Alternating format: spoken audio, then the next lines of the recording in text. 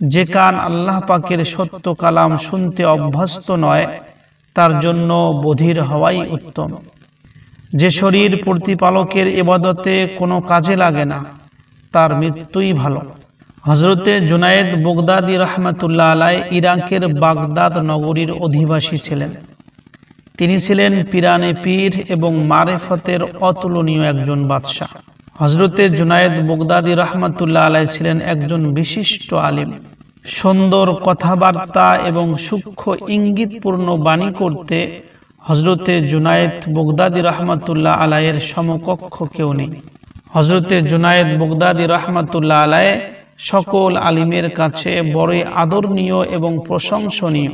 প্রিয় দর্শক, হযরতে জুনায়েদ বাগদাদী রাহমাতুল্লাহ আলাইহির বাণীগুলো তরিকত শাস্ত্রের দলিল রূপে পরিগণিত হয়ে থাকে এবং সকলের মুখে জুনায়েদ বাগদাদী রাহমাতুল্লাহ আলাইহির প্রশংসা শুনতে পাওয়া যায়। হযরতে জুনায়েদ বাগদাদী রাহমাতুল্লাহ আলাইহি সুফিদের সর্দার এবং নেতাও ছিলেন। এমনকি জুনায়েদ বাগদাদী রাহমাতুল্লাহ আলাইহিকে লিসানুল কওম অথবা কওমের মুখপাত্র বলা হতো এবং হযরতে জুনায়েদ বাগদাদী রাহমাতুল্লাহ আলাইহি নিজেকে আব্দুল মাশায়েখ অর্থাৎ পীরদের খাদিম বলে। হযরতে জুনায়েদ বাগদাদী রাহমাতুল্লাহ আলাইহি সেই সময়ের সকল মাশায়েখের জন্য একটা কেন্দ্রস্থল ছিলেন এবং হযরতে জুনায়েদ বাগদাদী রাহমাতুল্লাহ আলাইহি অনেকগুলো গ্রন্থ রচনা করেছেন। হযরত জুনায়েদ বাগদাদী রাহমাতুল্লাহ আলাইহির এই উচ্চ মর্যাদা এবং অসীম গুণাবলী থাকা সত্ত্বেও অনেক লোক তাকে কাফির এবং জিন্দিকও বলেছে। হযরত জুনায়েদ বাগদাদী রাহমাতুল্লাহ আলাইহি হযরত সাররি সাকতি রাহমাতুল্লাহ আলাইহির ভাগিনা ছিলেন। একবার হযরত সাররি সাকতি রাহমাতুল্লাহ আলাইহিকে লোকে জিজ্ঞাসা করেছিল, হে হযরত সাকতি রাহমাতুল্লাহ আলাইহি, কোন মুরিদ কি তার পীরের থেকে শ্রেষ্ঠ হতে পারে? এটা কি সম্ভব আছে যে একজন মুরিদ তার পীরের থেকে শ্রেষ্ঠ হবে? তখন হযরত সাকতি রাহমাতুল্লাহ আলাইহি বলেছিলেন, অবশ্যই, কেন হতে পারে না। তার প্রকাশ্য প্রমাণ এটাই যে জুনায়েদের পথ ও মর্যাদা আমার চেয়ে অনেক উঁচু। ছেলেবেলা থেকেই জুনায়েদ রাহমাতুল্লাহ আলাইহি অত্যন্ত সাবধান, তীক্ষ্ণ বুদ্ধিমান এবং আল্লাহ প্রেমিক ছিলেন। একবার বাল্যকালের ঘটনা, জুনায়েদ বাগদাদী রাহমাতুল্লাহ আলাইহি তার মাদ্রাসা থেকে বাড়িতে ফিরছিলেন। পথের মধ্যে তার পিতার সঙ্গে সাক্ষাৎ হয়। জুনায়েদ বাগদাদী রাহমাতুল্লাহ আলাইহি তার পিতাকে বলে, হে আমার পিতা, হে আমার আব্বাজান, আপনি কান্না কেন করছিলেন? কেননা তার পিতা তখন কান্না করতেছিলেন।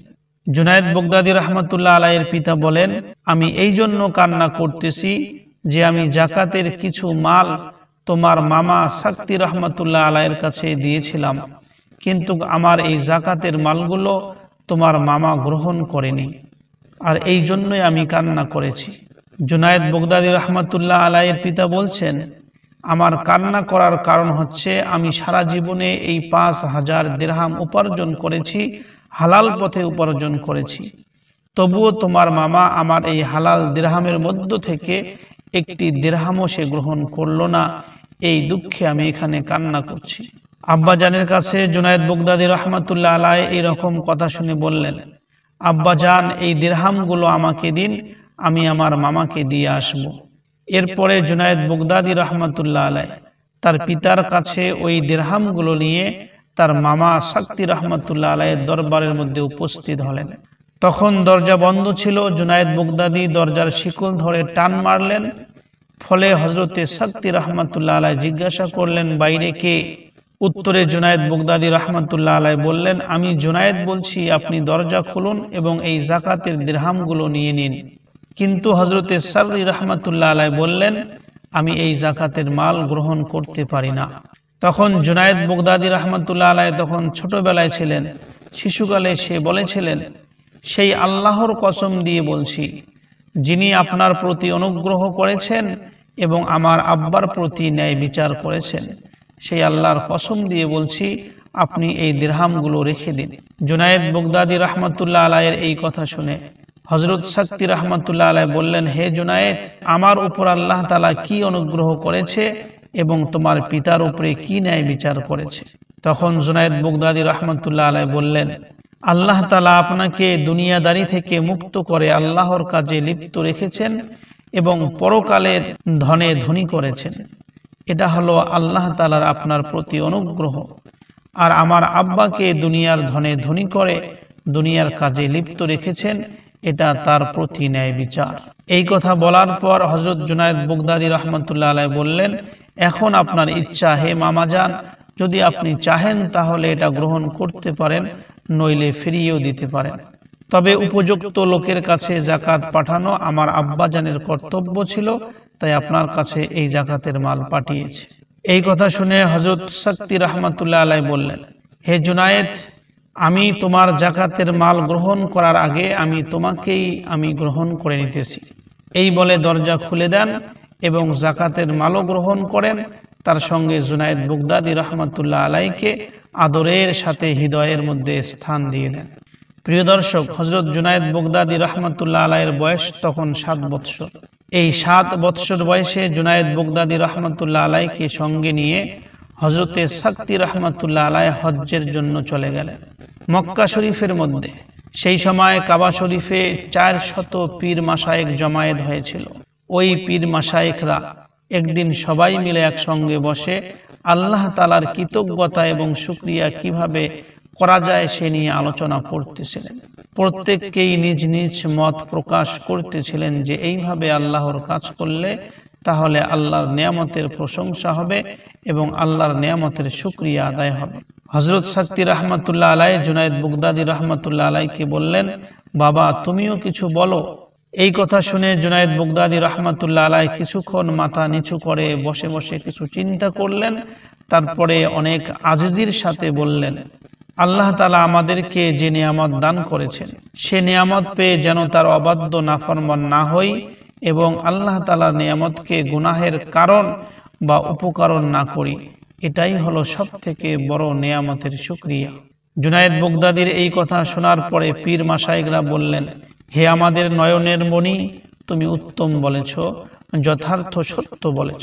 হযরত সাকতি রাহমাতুল্লাহ আলাইহি বললেন, বাবা তুমি এইরূপ সুন্দর সুন্দর কথা কোথা থেকে শিখেছ?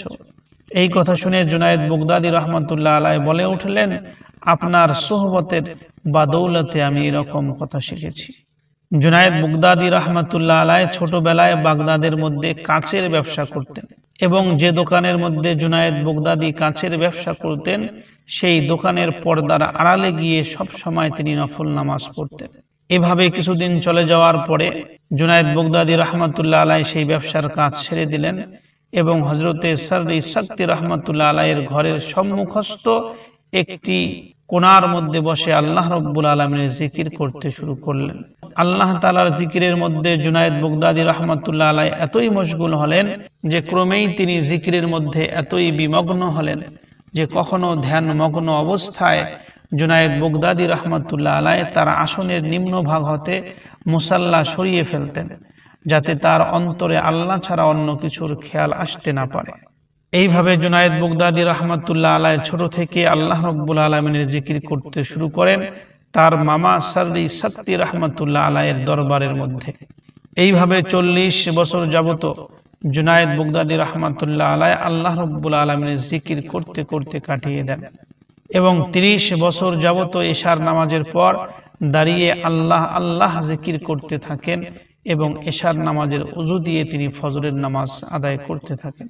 জুনায়েদ বাগদাদী রাহমাতুল্লাহ আলাইহি বলেন, এইভাবে 40 বছর কেটে যাওয়ার পরে জুনায়েদ বাগদাদী বলছেন, আমি লক্ষ্য স্থলে পৌঁছেছি বলে আমার একদিন ধারণা জাগলো যে 40 বছর তো আল্লাহ রাব্বুল আলামিনের জিকির করলাম, অবশ্যই আমি এখন আমার লক্ষ্য বস্তুর মধ্যে পৌঁছে গিয়েছি।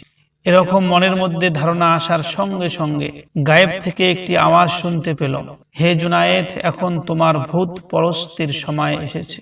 জুনায়েদ বাগদাদী রাহমাতুল্লাহ আলাইহি বললেন, এই আওয়াজ শোনার পরে আমি বললাম, হে মহান আল্লাহ, এই জুনায়েদের কি গুনাহ হয়ে গেছে যে এরকম আওয়াজ চলে আসছে আমার কানের মধ্যে? তখনই শোনা গেল জুনায়েদ বাগদাদী বলছে যে আমি শুনতে পেলাম তুমি এখনো আছো, এখনো তুমি নিজেকে ডুবিয়ে দেওনি আল্লাহর জন্য, এর থেকে আর বড় গুনাহ কি হইতে পারে? আল্লাহর জন্য ডুবিয়ে দাওনি, এর থেকে বড় গুনাহ আর কি হইতে পারে? জুনায়েদ বাগদাদী রাহমাতুল্লাহ আলাইহি এক দীর্ঘ নিঃশ্বাস ফেলে লজ্জায় মাথা নত করে ফেললেন এবং বললেন, হায়, এখনো আমি মাশূকের মিলনের জন্য প্রস্তুত নই। বস্তুত প্রত্যেক নেক কাজই তার গুনাহ সমতুল্য তো হবেই।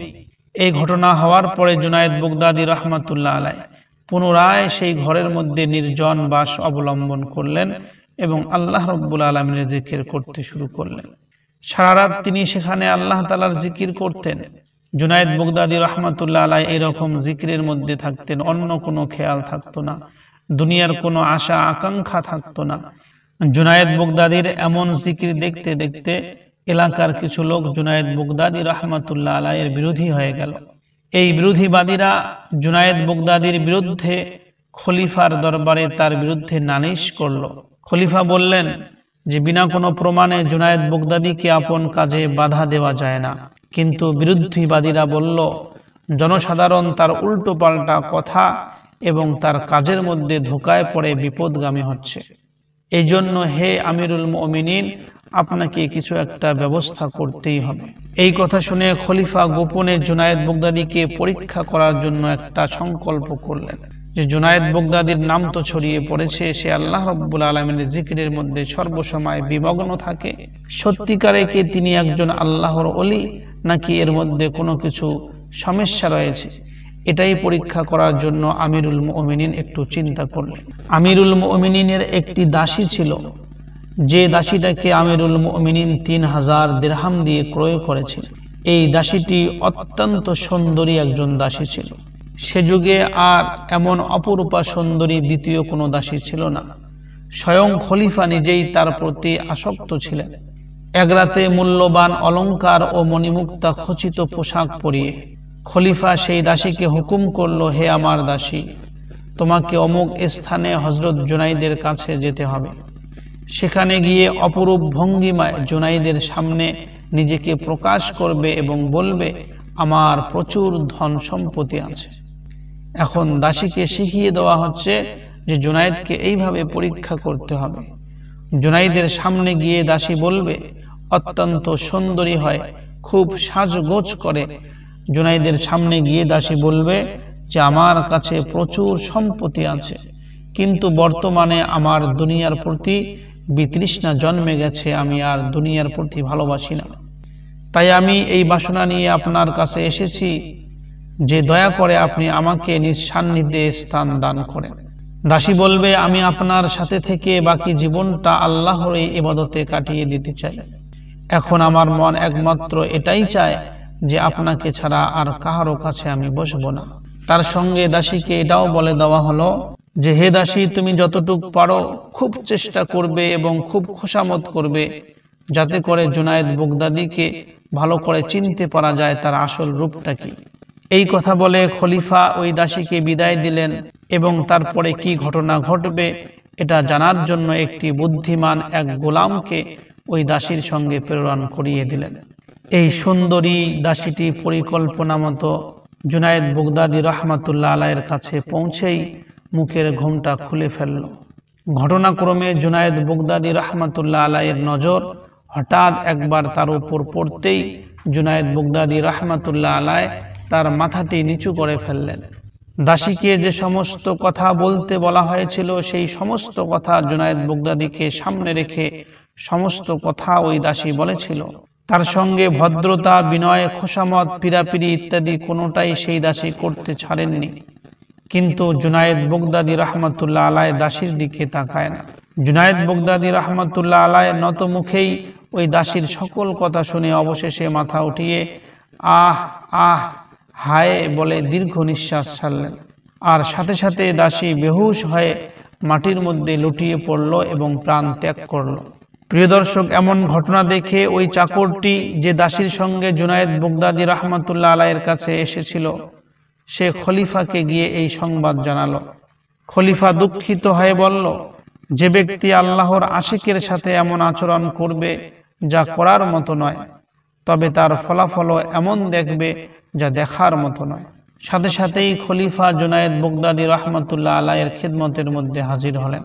খলিফার দরবারের লোকেরা খলিফাকে বলল, আপনাকে স্বয়ং তার দরবারের মধ্যে যাওয়ার কোনো প্রয়োজন নেই, বরং জুনায়েদ বাগদাদীকে আপনি আপনার দরবারে উপস্থিত হওয়ার আদেশ দেন, সে আপনার দরবারের মধ্যে উপস্থিত হয়ে যাবে। কিন্তু খলিফা বললেন, এমন মান্যবর বুজুর্গ ব্যক্তিকে দরবারে তলব করা উচিত নয়, বরং নিজেই তার দরবারে যাওয়াটাই কর্তব্য। প্রিয় দর্শক, এরপরে খলিফা নিজে বিনয়ের সাথে হযরত জুনায়েদ বাগদাদী রাহমাতুল্লাহ আলাইহির খিদমতের মধ্যে হাজির হয়ে বললেন, হুজুর, এমন সুন্দরের উপমাকে ছারখার করতে আপনার মন সায় দিল? অর্থাৎ এত সুন্দর দাসীকে আপনি মেরে ফেললেন? জুনায়েদ বাগদাদী রাহমাতুল্লাহ আলাইহি বললেন, আমিরুল মুমিনিন, মুমিনদের প্রতি আপনার এমন মেহেরবানি যে আপনি ইচ্ছা করলেন আমার 40 বছরের ঘুম হারাম করা সকল বান্দগি সাধনার ফল একজন দাসী বরবাদ করে ফেলুক। আর আমি এই মৃত্যুর ব্যাপারে কি জানি? এই দাসীর মৃত্যু হয়েছে, এর মধ্যে আমার কোনো হাত নেই, আমার কোনো ক্ষমতা নেই মৃত্যু সম্পর্কে। নগণ্য ব্যক্তি আমি। যদি কাহাকেও এসব করতে নিষেধ করতাম তবে কে আমার কথা শুনত? যাই হোক আমিরুল মুমিনিন, আপনি ভবিষ্যতে এমন কাজ করবেন না। এইভাবে জুনায়েদ বাগদাদী রাহমাতুল্লাহ আলাইহিকে পরীক্ষা করা হয়েছিল।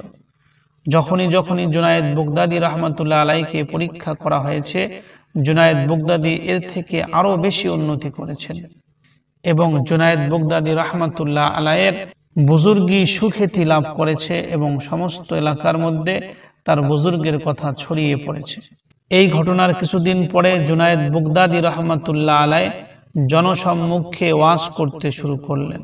জুনায়েদ বাগদাদী রাহমাতুল্লাহ আলাইহি একদিন ওয়াজের মধ্যে বলতেছিলেন, পরপর 40 জন আবদাল আমাকে ওয়াজ করতে অনুরোধ ও বাধ্য করার পর আমি ওয়াজ করতে আরম্ভ করেছি। আমি 200 পীরের খেদমত করেছি, যাদের সকলেই অনুসরণের যোগ্য। জুনায়েদ বাগদাদী রাহমাতুল্লাহ আলাইহি আরো বলেন, যে ব্যক্তি আল্লাহর বাণী কোরআন শরীফকে ডান হাতে এবং রাসূলুল্লাহ সাল্লাল্লাহু আলাইহি সাল্লামের বাণী এবং তার সুন্নাহকে বাম হাতে নিয়ে উভয় বাতির আলোকে পথ চলে, কোনো সন্দেহের গর্তে না পড়ে বা বেদাতের অনুসরণ না করে, এমন ব্যক্তির ওই দরবেশির পথে পা বাড়ানো কর্তব্য। প্রিয় দর্শক, জুনায়েদ বাগদাদী রাহমাতুল্লাহ আলাইহিকে একবার কিছু লোক এসে জিজ্ঞাসা করলো, হে জুনায়েদ বাগদাদী, আপনি কিভাবে আল্লাহ পাককে চিনতে পেরেছেন? এই প্রশ্নের উত্তরে জুনায়েদ বাগদাদী রাহমাতুল্লাহ আলাইহি বলেছেন যে হযরতে আলী রাদিয়াল্লাহু আনহু বলেছেন, আল্লাহ পাক নিজে আমাকে আত্মপরিচয়ে অবহিত করেছেন। তিনি এমন সত্তা যার দ্বিতীয় কোনো তুলনা হতে পারে না। কোনো আকৃতি দিয়ে মহান আল্লাহ রব্বুল আলামিনকে কল্পনা করা চলে না। কোনো সৃষ্টির উপর মহান আল্লাহ রব্বুল আলামিনকে অনুমান করা যায় না। আল্লাহ রব্বুল আলামিন বহু দূরে হলেও নিকটে, নিকটে হওয়া সত্ত্বেও বহু দূরে। মহান আল্লাহ রব্বুল আলামিন সকলের উপরে আছেন, অথচ এটাও বলা যায় না যে তার নিচে কোনো বস্তু আছে। আল্লাহ রব্বুল আলামিন কোনো বস্তুর মতন নন। জুনায়েদ বাগদাদী রাহমাতুল্লাহ আলাইহি আরো বলেছেন, মহান আল্লাহ রব্বুল আলামিন কোনো বস্তু থেকে সৃষ্টি হননি এবং কোনো বস্তুর উপরেও তিনি নন। উপরে বর্ণিত ওই সব গুণে তিনি ব্যতীত আর কেউ এই গুণান্বিত নয়। প্রিয় দর্শক, জুনায়েদ বাগদাদী রাহমাতুল্লাহ আলাইহি বলেছেন, যদি আমি 1000 বছর বেঁচে থাকি, তবে যতক্ষণ পর্যন্ত আল্লাহ পাক আমাকে আমল হতে ফিরিয়ে না রাখেন, ততক্ষণ পর্যন্ত আমি নেক কাজ একটুও কম করব না। জুনায়েদ বাগদাদী রাহমাতুল্লাহ আলাইহি আরো বলেন, যদি নামাজের মধ্যে আমার দুনিয়ার কোনো খেয়াল আসতো, তখনই আমি সেই নামাজ দ্বিতীয়বার পড়ে নিতাম। আর যদি নামাজের মধ্যে যদি আমার জান্নাত জাহান্নাম বা আখিরাতের স্মরণ হতো, তখন আমি সহসেজদা করে নিতাম। একবার জুনায়েদ বাগদাদী রাহমাতুল্লাহ আলাইহি তার মুরিদ সকলকে বললেন, হে আমার মুরিদ সকল, যদি আমি জানতাম যে তোমাদের সাথে বসে থাকা অপেক্ষা 2 রাকাত নফল নামাজ পড়া উত্তম, তবে আমি কখনো তোমাদের সাথে বসতাম না। প্রিয় দর্শক, জুনায়েদ বাগদাদী রাহমাতুল্লাহ আলাইহি সব সময় রোজা রাখতেন। তবে যখন তার কোনো বন্ধু আসতেন, তখন তিনি নফল রোজা ভঙ্গ করে সেই বন্ধুর সাথে বসে একসঙ্গে খেতেন এবং বলতেন, মুসলিম ভাইদের কাজে সহযোগিতা করা হইতে উত্তম। জুনায়েদ বাগদাদী রাহমাতুল্লাহ আলাইহি সব সময় আলিমদের মতো পোশাক পরতেন। সাধারণ আলিমগণ যেভাবে পোশাক পরিধান করেন, ওইভাবে জুনায়েদ বাগদাদীও পোশাক পরিধান করতেন। এর জন্য একবার কিছু লোক জুনায়েদ বাগদাদী রাহমাতুল্লাহ আলাইহিকে বললেন, আপনি আপনার বন্ধুদের মতো দরবেশি পোশাক পরছেন না কেন? এর উত্তরে জুনায়েদ বাগদাদী বললেন, আমি যদি জানতাম যে দরবেশি পোশাক ব্যবহার করলেই মকসদ হাসিল হয়ে যাবে, তবে আমি লোহা এবং আগুনের দরবেশি পোশাক পরিধান করতাম। কিন্তু প্রতি মুহূর্তে প্রাণের ভিতর থেকে এই ডাক আসছে যে খেরকায় বিশ্বাস নেই, বরং আল্লাহর প্রেমে জ্বলে যাওয়াটাই বিশ্বাস। প্রিয় দর্শক, যখন জুনায়েদ বাগদাদী রহমাতুল্লাহ আলাইহ কামালিয়াত হাসিল করলেন এই বুজুর্গি পথের মধ্যে, তখন জুনায়েদ বাগদাদী রহমাতুল্লাহ আলাইহের শিক্ষক সিররি সিকতি রহমাতুল্লাহ আলাইহ একদিন জুনায়েদ বাগদাদীকে ওয়াজ করতে বললেন, কিন্তু জুনায়েদ বাগদাদী রহমাতুল্লাহ আলাইহ ওয়াজ করতে সাহস করলেন না এবং বললেন, নিজের পীর সাহেব বর্তমান থাকতে মুরিদের জন্য ওয়াজ করা সম্পূর্ণ নীতিবিরুদ্ধ এবং বেয়াদবি হবে, এই জন্য আপনি থাকাকালীন আমি কখনো বয়ান করতে পারবো না, ওয়াজ করতে পারবো না। তারপর এক রাতে স্বপ্নে জুনায়েদ বাগদাদী রহমাতুল্লাহ আলাইহ আমাদের রাসূল সাল্লাল্লাহু আলাইহি সাল্লামকে দেখতে পেলেন যে তিনি বলছেন, হে জুনায়েদ, তুমি মানুষকে ওয়াজ নসিহত করো। জুনায়েদ বাগদাদী রহমাতুল্লাহ আলাইহ ভোরবেলায় উঠে এই খুশ খবর তার নিজের পীর সাহেবকে দেওয়ার জন্য চিন্তা করলেন এবং পীর সাহেবের কাছে যাওয়ার জন্য তিনি তৈরি হয়ে যখন দরজা খুললেন, তখনই দেখতে পেলেন যে তার শিক্ষক সিররি সিকতি রহমাতুল্লাহ আলাইহ স্বয়ং নিজেই তার দরজার মধ্যে উপস্থিত হয়ে রয়েছে। তাকে দেখে জুনায়েদ বাগদাদী রহমাতুল্লাহ আলাইহ অবাক হয়ে গেলেন। তার শিক্ষক সিকতি রহমাতুল্লাহ আলাইহ জুনায়েদ বাগদাদীকে বললেন, ওহে জুনায়েদ, এখনো কি তুমি সেই পূর্বের খেয়ালে আছো? আমরা তো বহু পূর্ব হতেই তোমাকে ওয়াজ করতে অনুরোধ করেছি এবং অনুরোধ করতে করতে ব্যর্থ হয়েছি। তুমি আমাদের কথা অনুরোধ রক্ষা কখনোই করো নাই। এখন স্বয়ং হযরত মুহাম্মদ সাল্লাল্লাহু আলাইহি ওয়াসাল্লাম আদেশ করেছেন, এখন তুমি কি করবে? জুনায়েদ বাগদাদী রহমাতুল্লাহ আলাইহ বললেন, মামা, আপনি কিভাবে জানতে পারলেন যে আমি হযরত মুহাম্মদ সাল্লাল্লাহু আলাইহি ওয়াসাল্লামকে স্বপ্নে দেখেছি?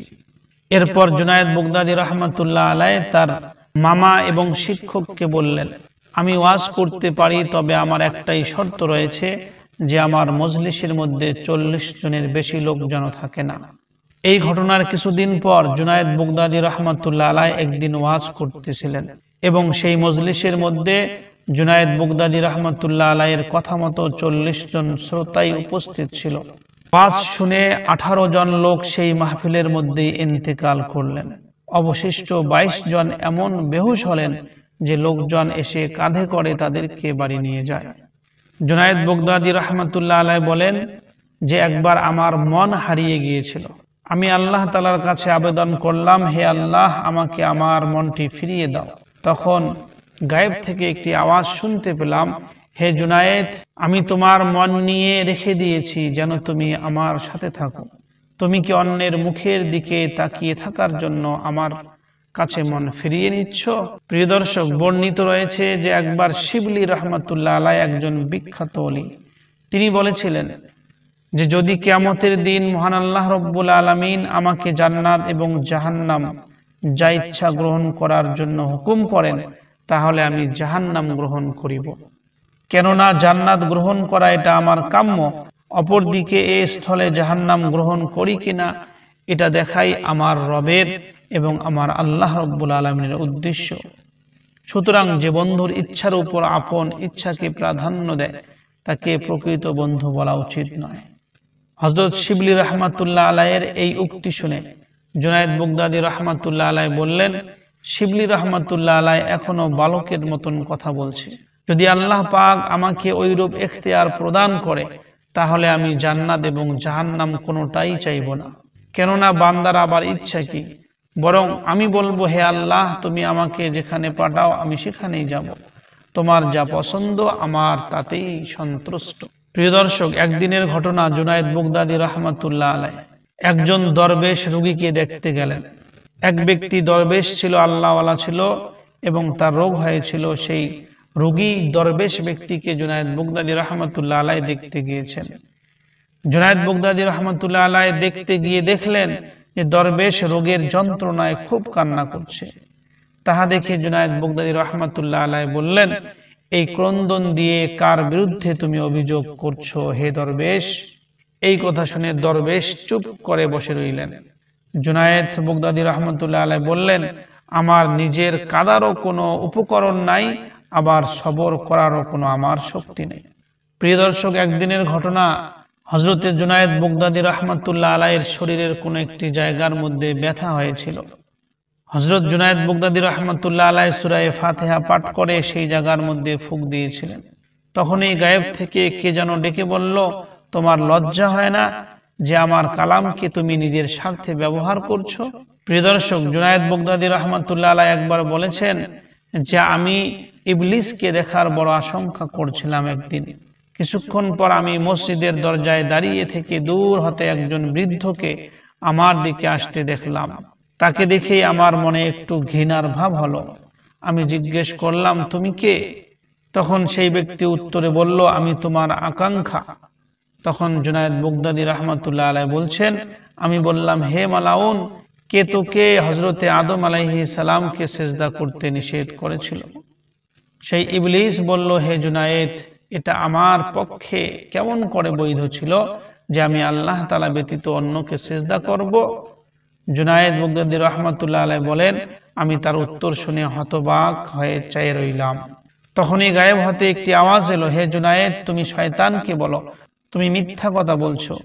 যদি তুমি আল্লাহর দাস চাইতে তাহলে কখনো আল্লাহ পাকের হুকুম অমান্য করতে না এবং তার নিষিদ্ধ বস্তুর কাছেও যেতে না। এ কথা শোনা মাত্রই ইবলিস চিৎকার করে বলল, আল্লাহর কসম, তুমি আমাকে জ্বালিয়ে দিয়েছো। এ কথা বলেই ওই ইবলিসটি সেখান থেকে অদৃশ্য হয়ে গেল। প্রিয় দর্শক, একদিন জুনায়েদ বাগদাদী রাহমাতুল্লাহ আলাইহির কাছে এক ব্যক্তি এসে বারবার বলতে লাগলো, হে জুনায়েদ, হে জুনায়েদ, বর্তমানে ধার্মিক ও দিনদার লোক খুবই কম এবং খোঁজ করেও ধার্মিক এবং দিনদার লোক পাওয়া যাচ্ছে না।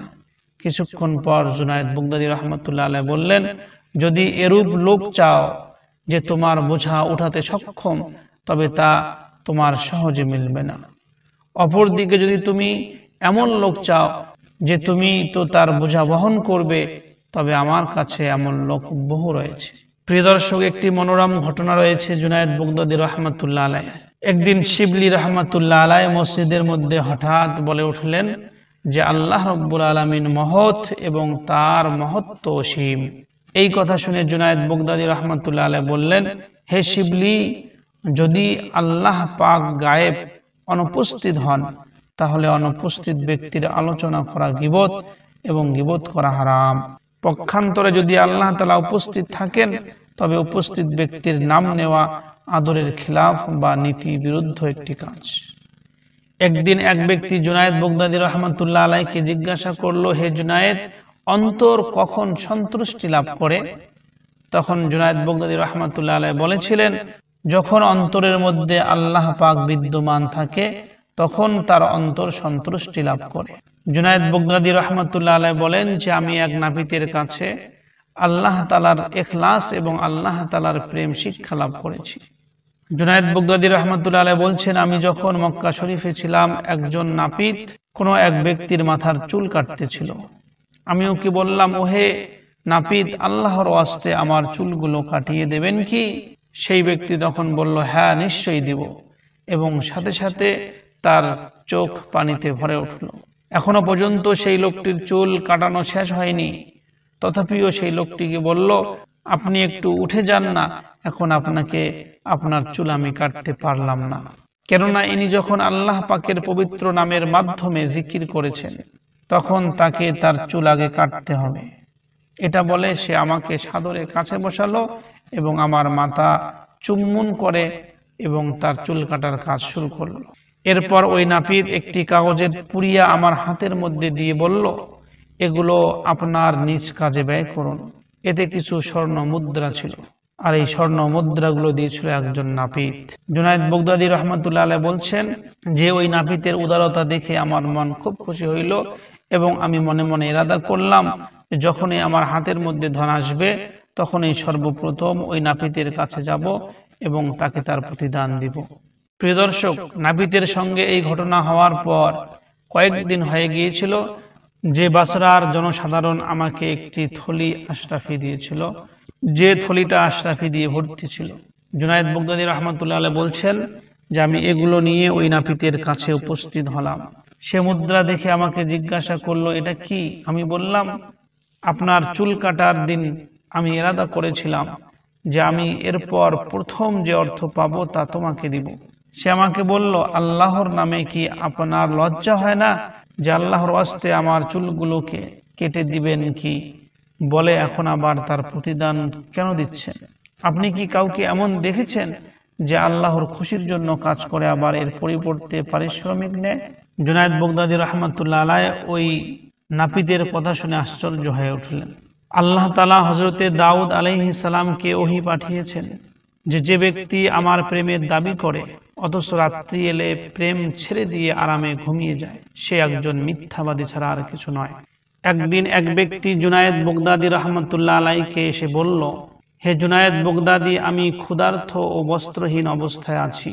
তাহা দেখে জুনায়েদ বাগদাদী রাহমাতুল্লাহ আলাইহি বলেছেন, যাও, নিশ্চিন্ত থাকো, যে আল্লাহর নিন্দা আকাশ বাতাসকে বিষাক্ত করে তোলে তিনি তাকে কষ্ট দেন না, বরং আল্লাহ তাআলা যাকে ভালোবাসেন তার মালের মধ্যেই অভাব এনে দেন এবং বস্ত্রের মধ্যে অভাব এনে দেন। হে ব্যক্তি, তুমি আল্লাহ রব্বুল আলামিনের কখনো নিন্দা করো না।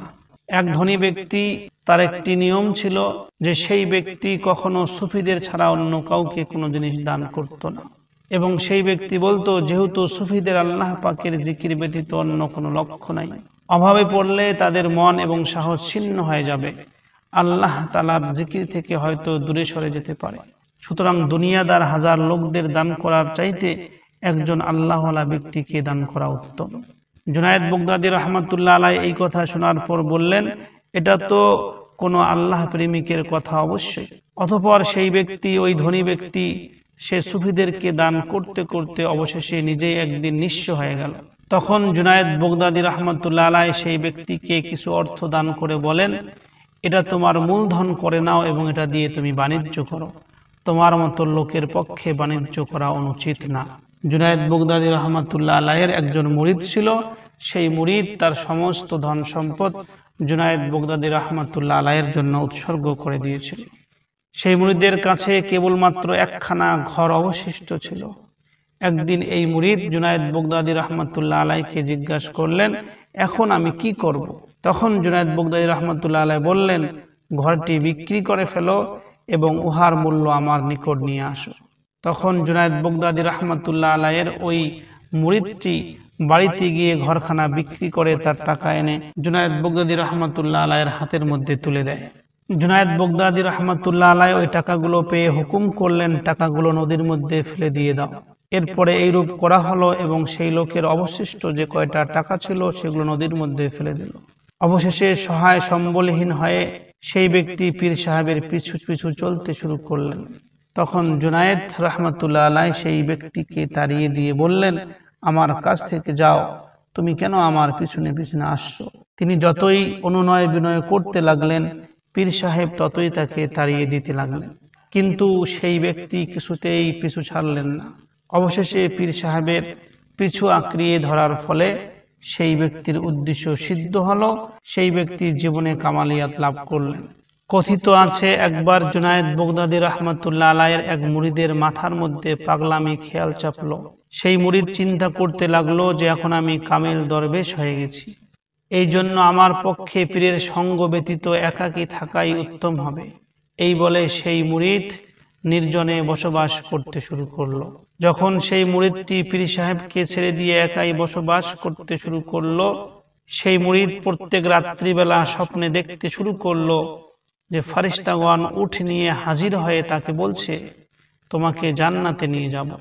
এবং সেই মুরিদ ওই উটের উপরে চড়তো এবং উটগুলো তাকে নিয়ে এমন এক মনোরম স্থানের মধ্যে চলে যেত, সেখানে দেখা যেত বহু খুবসুরত এবং বহু সুদৃশ্য লোকদের সমাবেশ এবং সুন্দর সুন্দর খাদ্য সামগ্রী সেখানে ছিল। তার সম্মুখের মধ্যে সুন্দর নহর ছিল, যার মধ্যে পানি বইতেছিল। সেই মুরিদ স্বপ্নের মধ্যেই সেখানে নেমে পড়ত এবং বহুক্ষণ সেখানে অবস্থান করে ঘুম থেকে জেগে উঠে দেখত যে সে বিছানার মধ্যেই শুয়ে রয়েছে। এই মুরিদটির এই খামখেয়ালি ক্রমে ক্রমে এমন পর্যায়ে পৌঁছে গেল যে সেই মুরিদ নিজেই জনসাধারণের কাছে প্রচার করতে লাগলো যে আমি প্রতি রাতেই একবার জান্নাতে গিয়ে থাকি। ঘটনাক্রমে এই সংবাদ জুনায়েদ রাহমাতুল্লাহ আলাইহির কানের মধ্যে পৌঁছে গেল। একদিন জুনায়েদ রাহমাতুল্লাহ আলাইহি সেই দরবেশের কুটিরের মধ্যে গিয়ে দেখা করলেন। দরবেশ তার সহচরের নিয়ে খুব খুশি এবং খুব শান শওকতের সঙ্গে ছিল।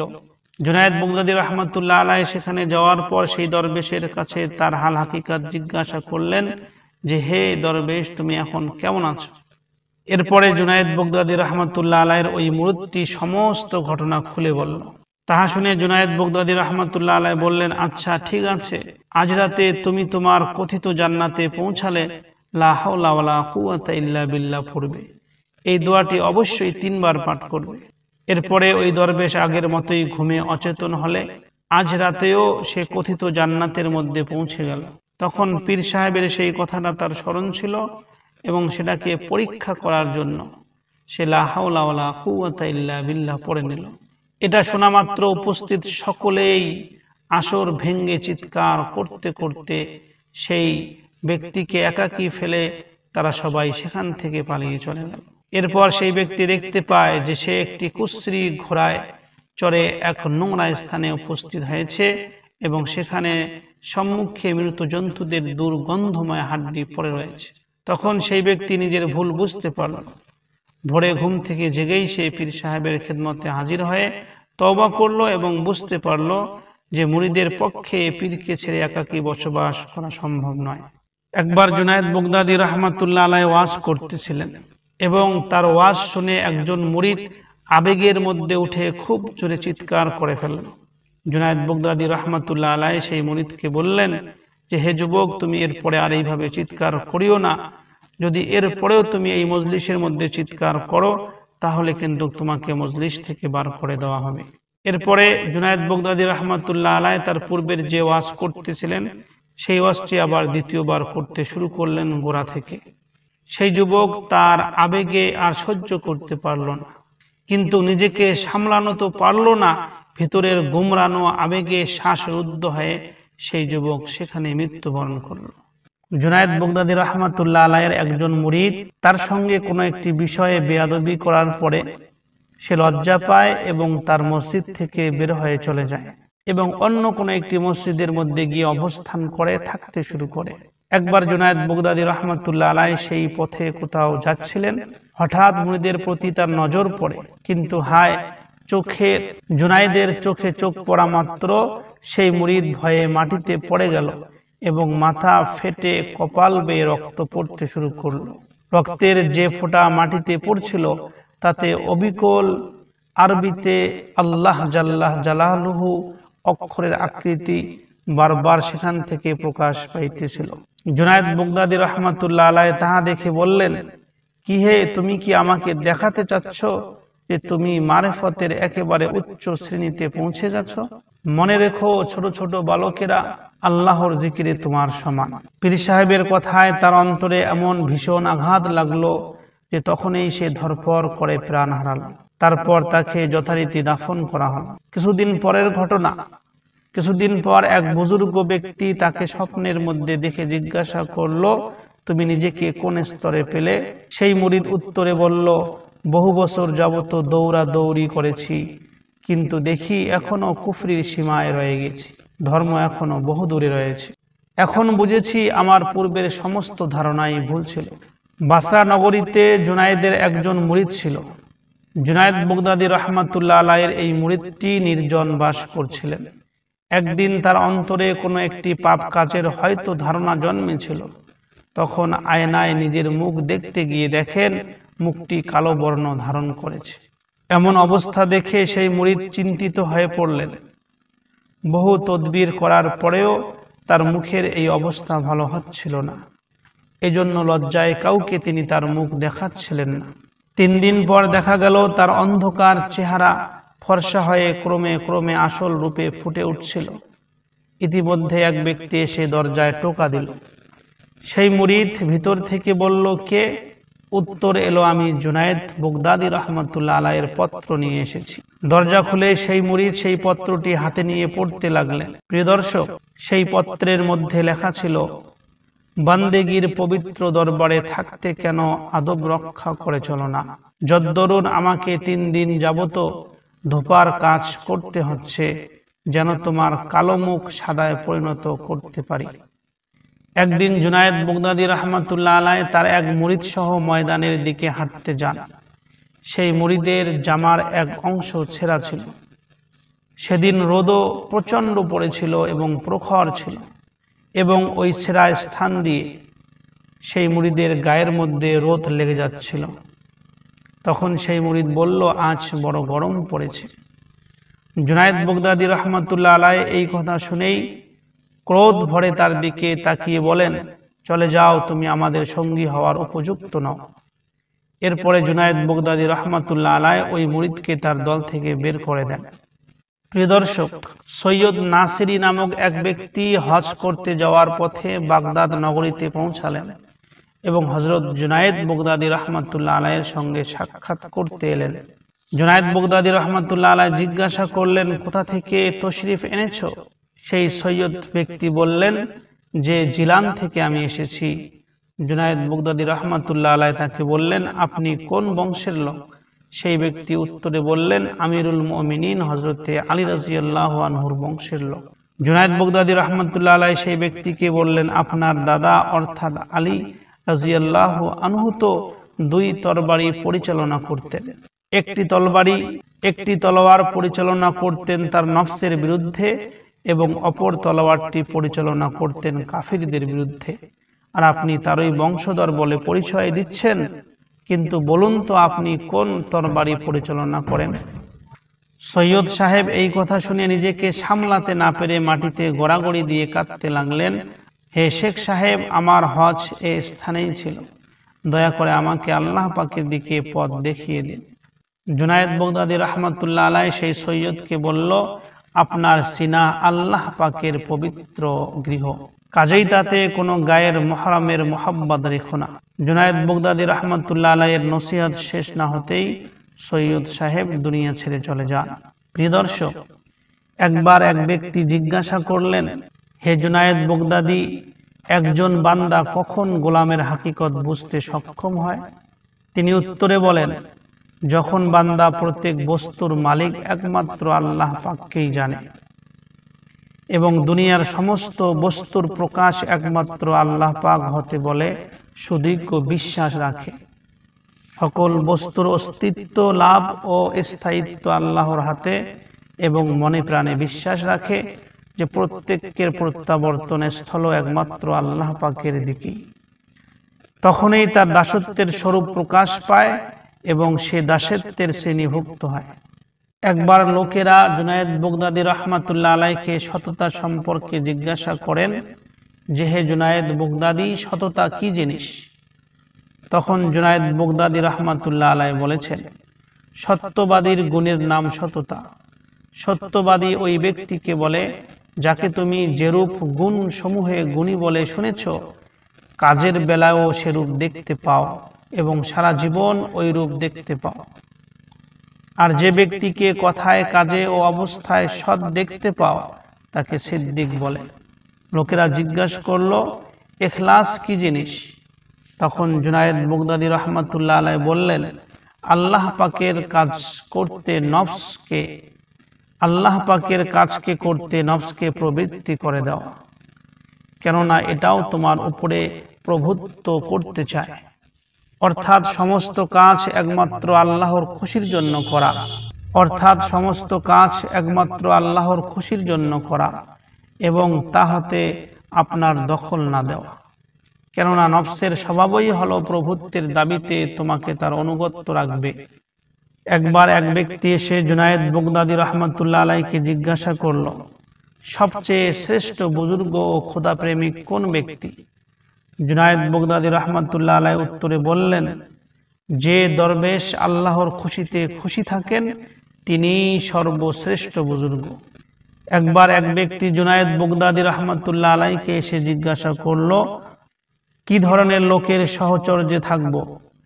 জুনায়েদ বাগদাদী রহমাতুল্লাহ আলাইহি উত্তরে বললেন, যে ব্যক্তি উপকার করে তা মনে রাখে না এবং তুমি কোনো অপরাধ করে ক্ষমা চাইলে সেই ব্যক্তি ক্ষমা করে দেয়, সেই ব্যক্তির তোমরা সাহচর্য অবলম্বন করো। একবার জুনায়েদ বাগদাদী রহমাতুল্লাহ আলাইহিকে এক ব্যক্তি জিজ্ঞাসা করেছিল, কান্নার চেয়ে উত্তম বস্তু কি আছে? জুনায়েদ বাগদাদী রহমাতুল্লাহ আলাইহি উত্তরে বললেন, হ্যাঁ, কান্নার উপরে কান্না, এটাই হলো সর্ব উত্তম বস্তু। জুনায়েদ বাগদাদীর মৃত্যু। প্রিয় দর্শক, জুনায়েদ বাগদাদী রাহমাতুল্লাহ আলাইহ, যখন জুনায়েদ বাগদাদী রাহমাতুল্লাহ আলাইহের মৃত্যুক্ষণ নিকটবর্তী হলো, তখন মুরিদদেরকে হুকুম করলেন, আমাকে উজু করাও। কথা মতো মুরিদরা তাকে উজু করালো, কিন্তু ভুলক্রমে আঙ্গুল খেলাল না করায় পরে জুনায়েদ বাগদাদী রাহমাতুল্লাহ আলাইহ তাদেরকে স্মরণ করিয়ে দিল যে তোমরা আমার আঙ্গুলগুলোকে খেলাল করিয়ে দাওনি। তারপর জুনায়েদ বাগদাদী রাহমাতুল্লাহ আলাইহ সিজদায় পড়ে অঝরে কাঁদতে লাগলেন। লোকেরা জিজ্ঞাসা করল, হে জুনায়েদ বাগদাদী, জীবনভর এত সিজদা করেছেন, এত ইবাদত করেছেন, এখন এই শেষ মুহূর্তেও সিজদা করছেন, এটা কি সিজদার সময়? জুনায়েদ বাগদাদী রাহমাতুল্লাহ আলাইহ বললেন, যেহেতু এই সময় হতে জুনায়েদ আর কখনো অধিক মুখাপেক্ষী হননি, যেহেতু এই সময় হতে জুনায়েদ আর কখনো অধিক মুখাপেক্ষী হননি, এই জন্য আমি এখনো সিজদা করছি। কিছুক্ষণ পর তিনি কোরআন শরীফ তেলাওয়াত আরম্ভ করলেন। এক মুরিদ আরজ করল, আপনি কোরআন শরীফ পড়ছেন? জুনায়েদ বাগদাদী রাহমাতুল্লাহ আলাইহ উত্তরে বললেন, আমার পক্ষে ইহা অপেক্ষা উত্তম আর কি হতে পারে, আমার সময় খুব কম, অল্পক্ষণের পরেই আমার আমলনামা গুটিয়ে ফেলা হবে, এই জন্য আমি এই সময়েও কোরআন শরীফ তেলাওয়াত করছি। আমি নিজ চোখকে দেখছি আমার 70 বছরের ইবাদত শূন্য একটি চুলের ন্যায় সূক্ষ্ম দড়িতে ঝুলছে এবং একটি ঘূর্ণি বায়ু তাকে ঘোরাচ্ছে। আমি জানি না এই বায়ু প্রবাহ কি জিনিস, তা কি মিলন ঘটাবে নাকি বিচ্ছেদ ঘটাবে। আবার জুনায়েদ বাগদাদী একদিকে নজর করলে দেখি আমি পুলসিরাত এবং অপর দিকে দেখি আমি মালাকুল মউত, সেই সাথে কাজীকে দেখছি। তারপর তিনি আঙ্গুলের করে সুবহানাল্লাহ পড়তে লাগলেন। পড়তে পড়তে শাহাদাত আঙ্গুল পর্যন্ত পৌঁছালে তা ঊর্ধ্ব পানে তুলে ধরে বললেন, বিসমিল্লাহির রহমানির রহিম, এবং চক্ষু মুছিলেন। এভাবেই জুনায়েদ বাগদাদী রাহমাতুল্লাহ আলাইহ স্বীয় পরম মাশুকের সাথে মিলিত হয়ে গেলেন।